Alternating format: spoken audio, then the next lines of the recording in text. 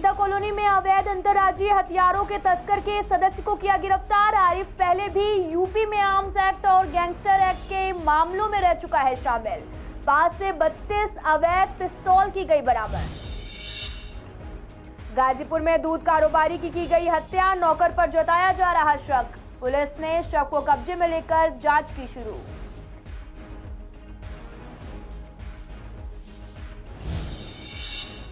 शादरा के झुलमिल अंडरपास पर भरा पानी, लोगों को आने जाने में हो रही दिक्कतें। प्रशासन की लापरवाही की खुली पोल।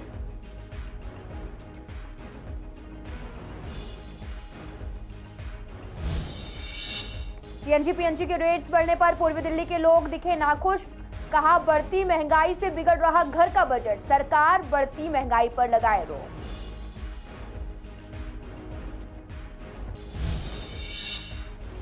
विश्वासनगर में सड़कों की हालत जर्जर, जगह जगह सड़कों पर गड्ढे, बारिश के बाद सड़कों पर भरा पानी।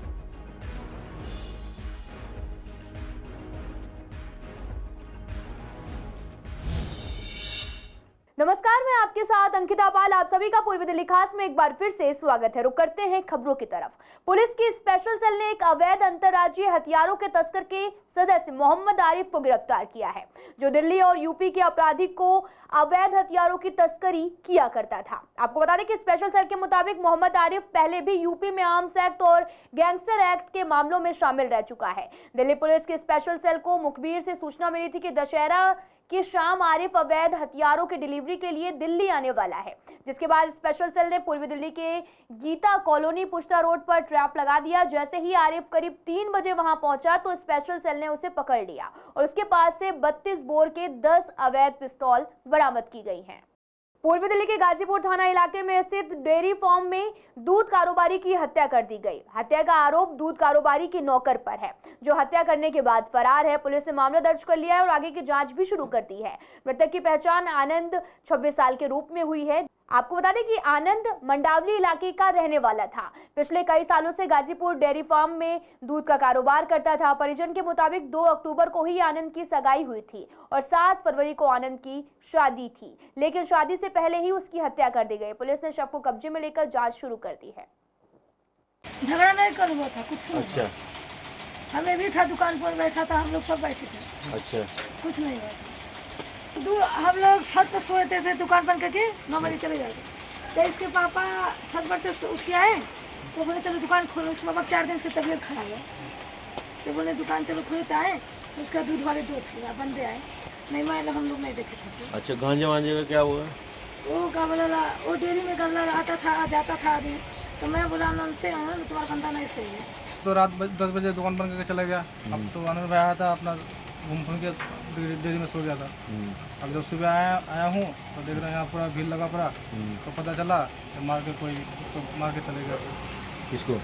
आनंद भाई को। आनंद को शायद ऐसे होगा, उसका नौकर अभी गायब है रात से ही। अच्छा, सुबह देख रहा हूँ, वो भी नहीं है डेयरी पे, डेड बॉडी पड़ा था। क्या क्या कहाँ निशान थे? सर पे? कपड़ा ढका हुआ था मुँह पे। पुलिस वाला तो जाने नहीं जा रहा था। ब्लड वगैरह? चौदह डिस्ट्रिक्ट का अंडरपास जलमग्न है। बारिश की वजह से लोगों को आने जाने में तमाम परेशानियां हो रही हैं। लोगों का कहना है कि हर साल बारिश में लोगों को दिक्कतों का सामना करना पड़ता है। सरकार की तरफ से सिर्फ आश्वासन ही दिया जाता है। मरीजों को अस्पताल जाने में बहुत ही परेशानियां झेलनी पड़ती हैं। बहुत से वाहन वहां पर फंस जाते हैं और चल नहीं पा रहे। तो प्रशासन की बदहाली पर लोगों का गुस्सा लाजमी है। ये पानी भर रहा है, ये पानी काफी सालों से यहाँ भरता है पानी, इस पर कोई सुनवाई नहीं होती, कोई कार्यवाही आज तक नहीं हुई। लोग यहाँ हॉस्पिटल जीटीबी जनरल हॉस्पिटल है, जीटीबी है, हिवास हॉस्पिटल है, राजीव गांधी हॉस्पिटल है, सबसे ज़्यादा इस रास्ते पर लोग जाते हैं और लोगों को परेशानी झेलनी पड़ती है। मैं चाहता हूँ कि इसकी कार्रवाई हो, इसको तुरंत पंप से निकालना चाहिए। यहाँ के नेता कोई ध्यान नहीं देता। फेस्टिवल सीजन में लोगों पर महंगाई का बोझ लगातार बढ़ता जा रहा है। हर चीज के दाम दोगुने होते जा रहे हैं। खाने पीने का सामान हो या फिर पेट्रोल डीजल, वहीं अब सीएनजी के दामों में भी बढ़ोतरी कर दी गई, जिससे जनता काफी परेशान है। सीएनजी पीएनजी महंगी होने से ट्रांसपोर्ट का भी खर्च बढ़ गया है, जिससे जनता बढ़ती महंगाई से परेशान है। लेकिन सरकार कम करने के बजाय रेट बढ़ाई जा रही है। पहले तो गैस सिलेंडर पर ही रेट बढ़ते थे और चीज़ों पर रेट बढ़ते थे, पर अब तो घर की पाइपलाइन पर भी रेट बढ़ा दिए हैं। आईजीएल पर अगर 3 रुपये रेट बढ़ेंगे तो ये सोचिए, जिसके घर में ज़्यादा लोग होंगे, खपत ज़्यादा होगी, तो उसका बजट कहाँ जाएगा। हमें अपने घर का पालन पोषण भी करना है, बच्चों को भी देखना है, उनकी स्टडीज़ भी देखनी है। तो हमारी सरकार से गुजारिश है, कृपया करके रेट को कम किया जाए, जिससे कि आम जनता आराम से इन सब सुविधाओं का उपयोग कर सके। भारत सरकार ने गैस पाइपलाइन पर 3 रुपये बढ़ा दिए हैं। गैस तो एक ऐसी ज़रूरतमंद चीज़ है, हर एक मिडिल क्लास फैमिली हो, चाहे लोअर क्लास हो, चाहे हाई क्लास हो, सबको गैस की ज़रूरत होती है खाना पकाने के लिए। मगर सरकार दिन पर दिन इस पर बढ़ोतरी करती जा रही है, तो लोग कैसे मैनेज कर पाएंगे? क्योंकि पहले लोगों की इनकम तो उतनी कम है और गैस लाइन पे, गैस पाइपलाइन पे इतने दिन पर दिन पैसे बढ़ाते जा रहे हैं, तो लोग कैसे मैनेज करेंगे? पहले भी CNG पे रेट बढ़े थे, अब दोबारा रेट बढ़े हैं। हमारी उबर हो गई, ऑटो हो गए, हम अपना ऑटो रेंट का, हमारा ऑटो रेंट के ही हमारा मकान। आप ये बताइए हम कहाँ जाएंगे? आज हम अगर किसी पैसेंजर को ये बोलते हैं कि इसके 10 रुपये एक्स्ट्रा लगेंगे या 20 रुपये एक्स्ट्रा लगेंगे, तो वो हमारे से लड़ने को पड़ता है। आप ये बताइए कि अगर हम पैसेंजर से 10-20 रुपये एक्स्ट्रा चार्ज करते हैं तो हमसे लड़ने को पड़ता है। हम पैसेंजर भी नहीं बिठा सकते और हम अपने गैस के सिर्फ हम ये करते हैं कि गैस का अपना गाड़ी का किराया निकालेंगे, गैस का किराया निकालेंगे तो घर में 50-100 रुपये लेके जाएंगे। हम ये बताइए कि हम अपने घर में अपने बच्चे, मेरी मम्मी पापा जो भी होंगे, हम उनको कैसे। पूर्वी दिल्ली की सड़कों की स्थिति बेहद खराब है। ये बात साबित करने की जरूरत नहीं, क्योंकि हर रोज जब हम इन सड़कों का इस्तेमाल करते हैं तो ऐसा लगता है कि गाड़ी सड़क पर न चलकर गड्ढों पर चल रही है। ऐसा ही हाल विश्वास नगर के IP यूनिवर्सिटी के पास की सड़क का है, जहां की सड़क पिछले 3 से 4 सालों से खराब पड़ी है, लेकिन उसकी मरम्मत अभी तक नहीं हुई है। लेकिन प्रशासन की अनदेखी ने लोगों की समस्याओं को बढ़ा दिया है। जब हमने इलाके के लोगों से बात की तो उनका कहना था कि यह सड़क काफी जगह से टूटी हुई है, इस पर बड़े बड़े गड्ढे हैं, बरसात में पानी भर जाता है जिससे गड्ढे नजर ही नहीं आते और हादसे हो जाते हैं। साथ ही इन गाड़ियों में फंसकर गाड़ियां भी खराब होती हैं, लेकिन कोई भी सुनवाई नहीं होती है। क्या क्या दिक्कत है सड़क पे? इस पे गड्ढे बहुत हैं, बारिश में पानी भर जाता है और एक्सीडेंट भी होते हैं। जैसे आपस में टक्कर हो जाती है चौराहे पे, वो नहीं बना हुआ, तो इसलिए ज़्यादा परेशानी होती है। अब इस टाइम बारिश पड़ी हुई है तो पानी भरा हुआ है गड्ढों में। तो गड्ढे ज़्यादा हैं या थोड़े गड्ढे? बहुत गड्ढे हैं, दूर। कैसे खराब पड़ी हुई? ये होगी 3-4 साल से खराब है। बस हाँ, नहीं कोई नहीं आया, थेकली सी दर जावे और बस छुट्टी। दिल्ली में बारिश लगातार हो रही है और हर साल कृष्णानगर में बारिश की वजह से जल भराव देखने को मिलता था, जिससे लोगों की परेशानियां बढ़ जाती थी। लेकिन इस बार लोगों को जल भराव देखने को नहीं मिला। लोगों ने इस पर खुशी जाहिर की है। लोगों ने खुशी जाहिर करते हुए कहा कि पहले से इलाके में सुधार हुआ है, जिससे हम काफी खुश हैं। कि कल रात से दिल्ली में झमाझम बारिश हो रही है और आज सुबह से भी बारिश हो रही है दिल्ली में। लेकिन अब हम कृष्णानगर की सड़कों पे अगर हम निकले हैं तो देखने को मिला यहाँ पानी की एक बूंद भी नहीं है। सड़कों पर बिल्कुल पानी नहीं इकट्ठा हो रहा। निगम ने इतनी सुंदर व्यवस्थाएं की हुई है, कर्मचारी इतना काम देख रहे हैं यहाँ पर कि एक बूंद भी पानी नहीं है। कृष्णानगर की सड़कों पे कहीं पे भी जल भराव देखने को नहीं मिल रहा है। सारी सड़कें जो है साफ हैं, कोई भी यातायात में जो है किसी चीज़ की भी जो है दिक्कत नहीं आ रही है। लेकिन अगर हम दूसरी दिल्ली में जो है कहीं पे जो है जाएं, बाहर जाते हैं, जैसे अगर दूसरी तरफ भी जाते हैं तो सड़कें लबालब पानी से भरी हुई हैं। मोदी जी के आने के बाद देश के अंदर सड़कों का जाल, पुलों का जाल, सुरंगें बनना, सेना के लिए सामान बनना, मतलब देश तरक्की की तरफ है। लेकिन आज भी ऐसे राजनेता हैं जो बार बार घुमाकर धर्म और जाति की राजनीति पर ले जाना चाहते हैं। मैं बात कर रहा हूँ दिल्ली के मुख्यमंत्री केजरीवाल की, जो लगातार चुनाव के हिसाब से अपनी सोच, अपनी विचारधारा बदलते रहते हैं। एक तरफ दिल्ली में जहाँ उनके मंत्री राम और कृष्ण और शिव की उपासना मना करने के लिए लोगों को शपथ दिलवा रहे हैं, जो कह रहे हैं कि ये भगवान होते ही नहीं है, और दूसरी तरफ केजरीवाल गुजरात में जाके अपने आप को कृष्ण बता। पूर्वी दिल्ली के विवेक विहार के हनुमान मंदिर के पास एक संस्था ने जरूरतमंदों को पथरी, अस्थमा और दमा और साथ ही एलर्जी की जो दवाइयां हैं वो फ्री में वितरित की हैं। जरूरतमंदों ने इसका स्वागत भी किया। संस्था के लोगों ने बताया कि ये संस्था लोगों को निःशुल्क दवाइयां वितरित करती है। लोगों को लंबी लंबी लाइन लगी हुई है। बारी बारी से आकर लोगों ने अपनी दवाइयां ली और संस्था का शुक्रिया अदा किया। साथ ही इन दवाइयों के माध्यम से काफी लोग ठीक भी हुए हैं। और ये सांस की दवाई और पथरी की दवाई हम बांटते हैं। पथरी की दवाई हर इतवार और सोमवार को दी जाती है और सांस की दवाई 6 महीने में एक बार जून में और एक बार अक्टूबर में अब दी जाती है। करीब 50,000 आदमी सांस की दवाई लेने दोनों बार आते हैं। ये बिल्कुल निःशुल्क है, आयुर्वेदिक है और इसका कोई साइड इफेक्ट नहीं है। सांस और दमे की दवाई देते हैं और पथरी की हर संडे और मंडे को दवाई देते हैं। समय सुबह है 7 बजे से 9 साढ़े 9 बजे तक पथरी की दवाई, और ये हर 6ठे महीने सांस वाली दवाई उसमें दी जाती है शरद पूर्णिमा पे, हर 6ठे महीने। कॉन्टेक्ट मोस्टली तो लोगों को पता ही है, 99% तो लोगों को पता है।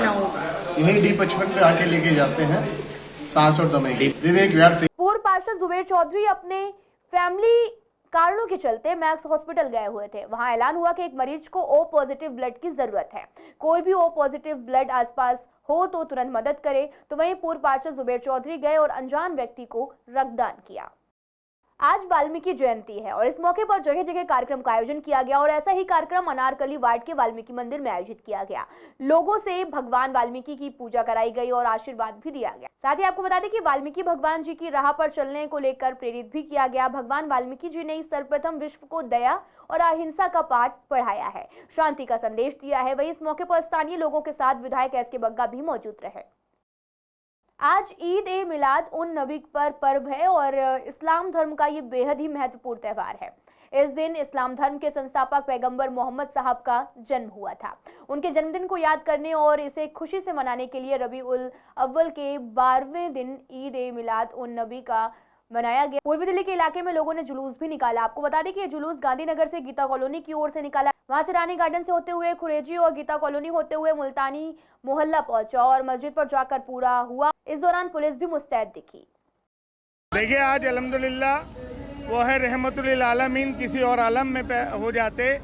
ये अल्लाह का करम है जो ये आलम पसंद आया, और ये भी आलम पसंद आया तो हमें दीन की दावत दी, प्यार मोहब्बत की दावत दी। आपने कहा था कि जिस मुल्क में रहो उसके वफादार बन के रहो, और पड़ोस के अंदर आपका कोई भी पड़ोसी हो, हिंदू किसी भी मज़हब का मानने वाला हो, वो आपके अपने, उनका दुख आपका दुख, उनका सुख आपका सुख, उनकी परेशानी आपकी परेशानी, लड़ने वालों को मिला के सो, भूखों को खाना खिला के सो। इसीलिए हम लोग इमाम साहब मस्जिद मदीना हमारे यहाँ, हम लोगों को उनको याद बहुत ज़्यादा ज़ोर शोर से बनाना चाहिए, क्योंकि अल्लाह ताला ने उन्हीं के वजह से पूरे कायनात को बनाया है। उन्हीं के वजह से अल्लाह तबारक व तआला ने हर चीज़ को, हर शय को बनाया है।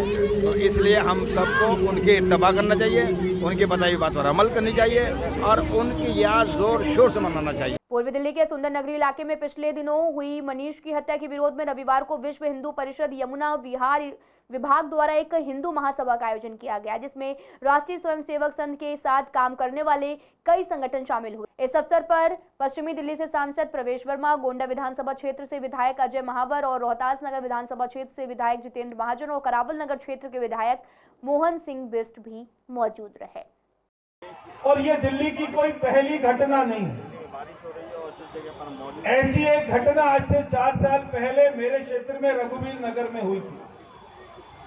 वहां पर भी ऐसे ही एक युवक जिसका नाम अंकित था, उसको ऐसे ही लड़कों ने, ऐसे ही मानसिकता वाले लड़कों ने चाकुओं से कई बार उसका पेट पर वार करके उसको मार दिया था। ये पहली घटना नहीं है और आखिरी भी नहीं। ये वही क्षेत्र है जहां पर हमने आज से कुछ समय पहले दंगे में देखा था कैसे ये क्षेत्र पूरा जल रहा था। इन सारे लोगों को लगता है कि दिल्ली में एक ऐसी सरकार चल रही है जो इनकी माई बाप है। अभी मेरे क्षेत्र में नानाखेड़ी गांव है, वहां पर दिल्ली सरकार का स्कूल है। वहां पर केजरीवाल ने अभी फैसला किया कि जो सारे रोहिंग्या बांग्लादेशियों के बच्चे हैं उनको वहां पर पढ़ाएंगे, उनका वहां पे हॉस्टल बनाएंगे। हमारे गांव के लोगों ने जिस दिन केजरीवाल मनीष सिसोदिया ने स्कूल में आना था, गांव के लोग सारे गेट पर वहां पर लठ लेकर बैठ गए और उन्होंने कहा भाई आने दो आज। और मनीष सिसोदिया केजरीवाल गांव में घुस नहीं पाए। पूर्वी दिल्ली के यमुना स्पोर्ट कॉम्प्लेक्स में स्वास्थ्य विभाग, दिल्ली नगर निगम, भारतीय चिकित्सक संघ पूर्वी दिल्ली और नेशनल नर्सेस ऑर्गेनाइजेशन संस्था के संयुक्त तत्वाधान में रविवार को ब्रेस्ट कैंसर जागरूकता अभियान का आयोजन किया गया। इसके अंतर्गत 1 किलोमीटर की पदयात्रा, कैंसर मरीजों द्वारा स्टेज शो और मन की बात, अंतर्राष्ट्रीय पैरा खिलाड़ी डॉली गोला और साथ ही खो खो टीम की कप्तान नसरीन का सम्मान किया गया। इस कार्यक्रम में ब्रेस्ट कैंसर जागरूकता राजदूत बनकर जन जन तक जागरूकता संदेश पहुंचाने के लिए डॉक्टर, नर्सेस और एनजीओ बड़ी संख्या में समान जनता ने भी हिस्सा लिया। ब्रेस्ट कैंसर जागरूकता राजदूत जो आज का हमारा कार्यक्रम था, यह कार्यक्रम का जो मुख्य उद्देश्य था वो जन जागरण में जो ब्रेस्ट कैंसर से होने वाली असामयिक मृत्यु हैं, प्रतिवर्ष भारतवर्ष में 2 लाख से अधिक महिलाओं की जान केवल इस वजह से जाती है क्योंकि सही समय पे हम ब्रेस्ट कैंसर को डिटेक्ट नहीं कर पाते। तो आज का जो ये कार्यक्रम था, इसमें 700 से अधिक लोगों ने हिस्सा लिया और भारी बारिश के बावजूद लोगों का उत्साह देखते ही बनता था। इसमें दिल्ली नगर निगम का स्वास्थ्य विभाग, इंडियन मेडिकल एसोसिएशन पूर्वी दिल्ली, धर्मशिला नारायण कैंसर संस्थान, नेशनल नर्सिंग ऑर्गेनाइजेशन व अन्य स्वयंसेवी संस्थाओं के तत्वाधान में यह कार्यक्रम हुआ और हर एक पार्टिसिपेंट को ब्रेस्ट कैंसर जागरूकता राजदूत की उपाधि दी गई ताकि वह भी जाके अपने कार्य क्षेत्र में, अपने घर में इस ब्रेस्ट कैंसर के प्रति जागरूक कर सके। और यहाँ ये भी घोषणा हुई कि एमसीडी के सभी कर्मचारियों को, इंडियन मेडिकल एसोसिएशन से संबद्ध सभी चिकित्सकों को मैमोग्राफी की जांच मुफ्त में करवाई जाए। फिलहाल इस बुलेटिन में इतना ही। तमाम खबरों के लिए आप देखते रहिए CCN लाइव।